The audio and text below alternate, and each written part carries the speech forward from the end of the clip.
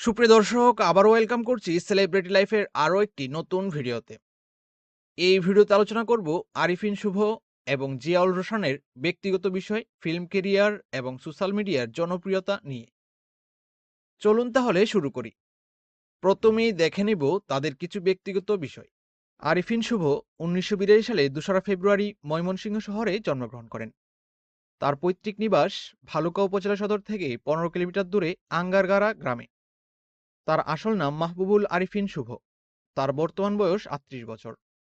অন্যদিকে জিয়াউল রোশান 8ই নভেম্বর 1989 সালে ব্রাহ্মণবাড়িয়ার আখাউড়াতে জন্মগ্রহণ করেন। তার বাবা নুরুল হক রাজনীতির সাথে জড়িত। এর আগে ব্রাহ্মণবাড়িয়া আখাউড়া ইউনিয়নের 3বার নির্বাচিত চেয়ারম্যান ছিলেন। পরে পৌরসভায় রূপান্তরিত হলে 2 দফায় মেয়র হয়েছেন। বাবার আদর্শেই বড় হয়েছেন রোশান। সবার কাছে তিনি রোশান নামে পরিচিত হলেও তার আসল নাম জিয়াউল রোশান রিক্ত। এই অভিনেতার বর্তমান বয়স 31 বছর। আরিফিন শুভর শিক্ষাগত যোগ্যতা কত, এগুলো বিষয় নিয়ে কখনো কিছু প্রকাশ করেননি। এই জনপ্রিয় তারকা 2015 সালে ফ্যাশন ডিজাইনার অর্পিতা সমাদ্দারকে বিয়ে করেন। তাদের কোনো সন্তানাদি নেই।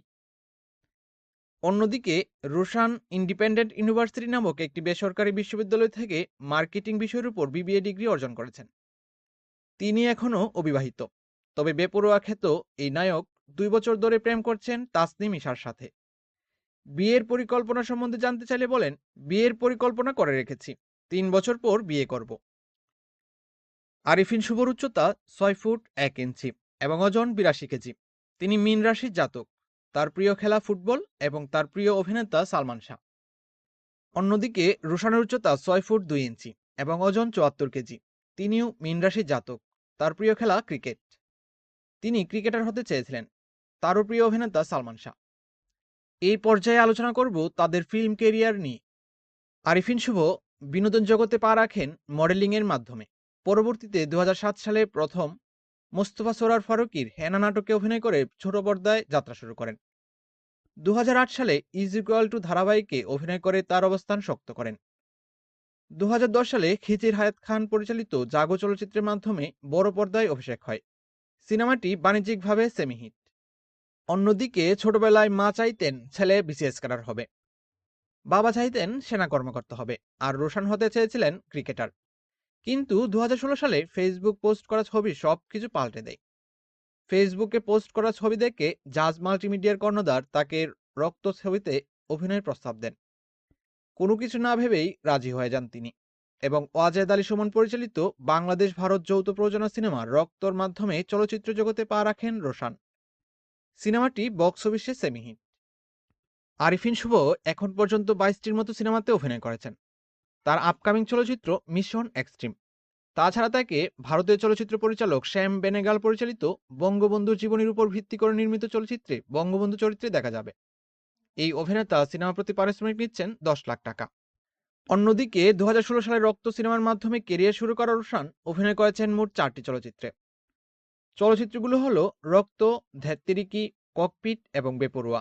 তার অভিনীত আসন্ন সিনেমাগুলো হলো জিন, অপারেশন সুন্দরবন, উস্তাদ, সাইকো, আশীর্বাদ, ড্রিম গার্ল সহ আরো 4টি। তিনি সিনেমা প্রতি পারিশ্রমিক নিচ্ছেন 2 থেকে 3 লাখ টাকা। এই পর্যায়ে আলোচনা করব তাদের পুরস্কার প্রাপ্তি নিয়ে।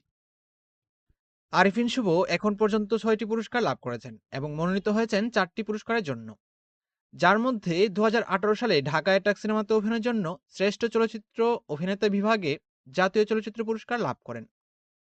মেরিল প্রথম আলো পুরস্কার লাভ করেছেন 3 বার এবং মনোনীত হয়েছেন 2 বার।